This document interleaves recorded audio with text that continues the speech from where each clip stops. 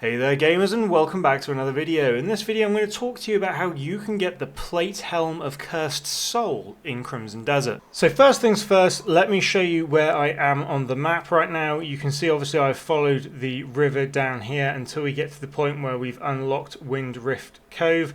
I am currently east of Steel Mountains and southeast of Hanand here at the very edge of the map where you meet the ocean. So if you get to the Steel Mountains, you can see that the top of the S on Steel lines up exactly with where I am here. So this is a good icon to aim for if you're traveling down basically for this. So you're going to get to a series of waterfalls that come all the way down out to the ocean here, and you can see that as they start falling they're really just a pair of waterfalls, etc., and then they come to here where below you can see that they start to fork. So one goes left and one goes right, and you've also got this rotten tree stump there on the right, which is a good icon to look out for. And what you would basically want to do is come here and jump off slowly. And you're aiming for this ledge just here. You don't want to go all the way down. What you're looking for are these stack of rocks. This little statue here, this little rock statue that I'm currently pointing at. Aim for that and then go ahead and equip your weapon. Come up to the waterfall, get as close as you can, go into the stab position like this, which is shift right click on the keyboard, and then attack the water to go through it. Then you're going to come through into this cave like structure here. All you need to do is run to the back here, and then this is where you're going to find the chest. Go ahead and open it up, and there you have it. We've now got the plate helm of the Cursed Soul. Has 8 defense, an insanely powerful helmet straight off the bat there, with +3 coming from its enchantment. And it's also got the added benefit of Daze immunity. Very nice piece of gear just there. But I really hope that this tutorial helps, guys. Please do drop a like and subscribe if it did. It really helps the channel grow. And I'll see you in the next video.